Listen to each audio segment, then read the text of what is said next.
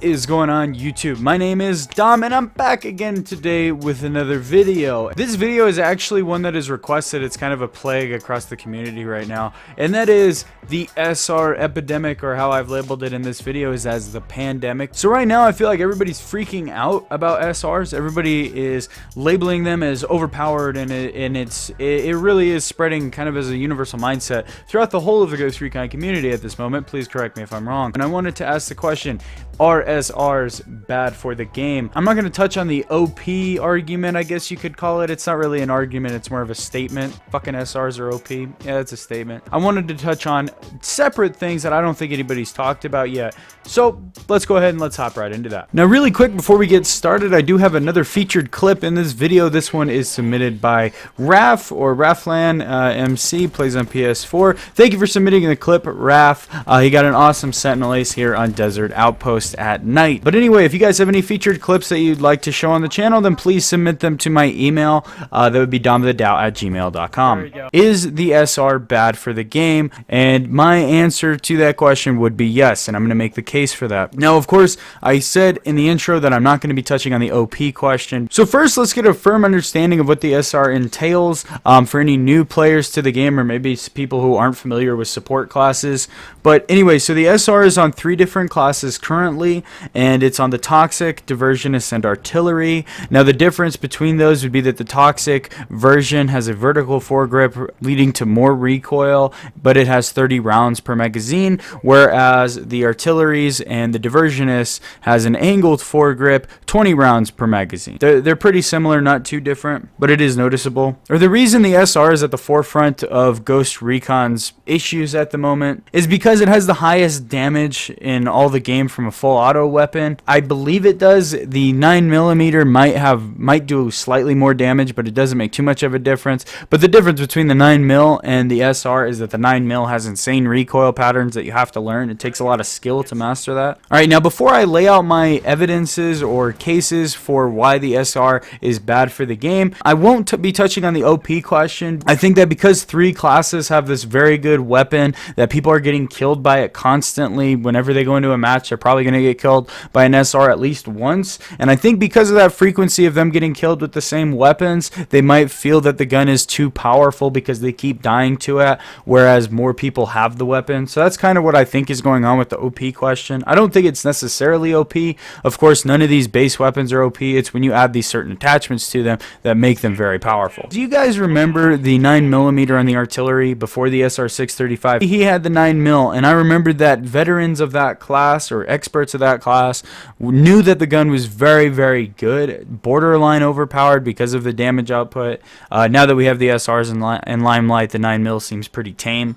But the 9mm had crazy recoil patterns that you had to learn. It took hours and hours to actually master that weapon, but once you got it down, the kills with it were oh so satisfying, and it did insane amount of damage, and it was worth the effort that you put into it.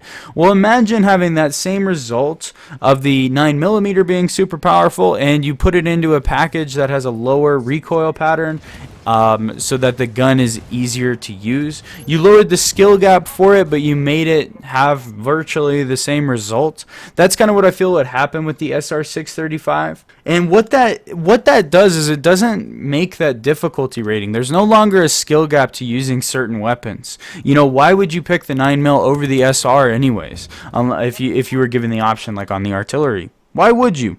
Well, back in the day, you know, you used to pick the 9mm. You had the difference between the 9mm and the MP5. I chose the MP5 because of the accuracy. I liked having high accuracy. But you choose the 9mm if you want to learn the recoil and have higher damage. Where's that choice now? With the SR, you have accuracy as well as high damage, except for arguably on the Toxic because the recoil is a little bit more erratic. But now you have the manageable recoil and the high damage output. You know, it's not very satisfying to kill anybody with an SR635. At least that's how I feel. When I get aces with the SR635, if I get aces with the SR635, I don't feel as satisfied with it, whereas if I get an ace with something like a P90 that's a little bit more difficult to use, then I think that is a lot more satisfying because of the challenge there, because of the skill gap. And I don't think that happens with the SR, and it makes and I almost feel like people get some sort of complacency with always using the SR because it's a lot easier to get kills. I think the strongest argument that I could put against the SR6 against every class having an SR635 is that the classes in the support are losing a unique mindset. If you guys think of Assault or Marksman, if you go between the classes, they have very, very different play styles, very different mindsets. You know, my Wildlands tips videos would be the fucking best example I could give of that, because in those I go in depth on each class and I talk about how they're different from one another. When you know, your mindset from playing Point Man to Disruptor is going to be completely different. What sort of fights are you going to be getting in with those two different classes, and how are you going to go about those fights are very different because they have different equipment and they have different abilities. They're very unique and they have different weapons. Now with the supports, but when I'm playing Artillery and Toxic, I can hardly think of a situation where I would play either of those two classes differently. They would play the exact same to me. I would try to stay alive as long as possible so that I can get as many uses on my drone as I can. I would also try to peek the same peak situations, and I would try to get in the same gunfights because they have the same weapon. They are almost played exactly the same, except Artillery does have mines, so that changes things slightly, but it's hardly noticeable, I think. You know, the same thing goes with Diversionist. I'm hardly going to play Diversionist different from Artillery in terms of what gunfights I'm going to choose to get into, because they have the exact same weapon. The only difference is going to be how I play around the drone. Now, the only classes that I could think going a little bit different would be Medic and Guerrilla, because their drones have different uses and they have different weapons. They feel different, but they have the same amount of equipment as the other classes, so they feel almost the same in terms of what sort of gunfights you're going to be looking to get into. Of course, with the Guerrilla, I'm going to play really passive because of the weapons that he has. I'm going to be more trying to poke and prod rather than actually just mow people down all the time. Scout's sort of the same way. Scout does have the 9mm, but because of the scope restrictions on the 9mm, you don't want to use that. It has only iron sights. So let me illustrate this point clearer.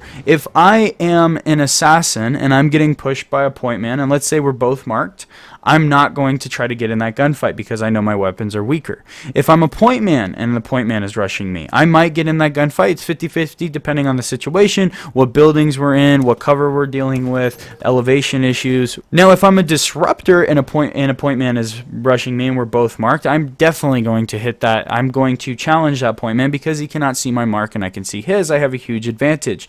Now, is there a situation where you can think of where you're going to be playing the support classes differently from one another? And for an example of this, if you are an Artillery and you get rushed by a point man and you're both marked, are you going to challenge that situation? Probably. If you're a Diversionist, you're probably going to challenge that situation. If you are a Toxic, you're probably going to challenge that situation. And if you are a Medic, you might challenge it because the PP-19 is not too bad. And I know people with the type, with the Vector that will mess people up as well. So if you're good with that, you might challenge it. Now, the Guerrilla and the Scout, I probably would run away. It's about 50-50 depending on the situation. Those classes are all very, very similar. You don't have that when you go to Marksman or when you go to Assault. You want to play those classes differently, and I don't like that the supports don't have a unique feel to them, which they used to. And a part of that unique feel is weapon choices. Of course, it does come down to abilities as well, but weapon choices are huge. You know, there used to be you used to play Diversionist, and one of the buffs was that he had an SR635. That was one of the benefits of playing Diversionist. Now, Artillery, you played him because of the 9mm. There was a skill gap. And Toxic, who knows what the fuck Toxic would have been because he has his SR635.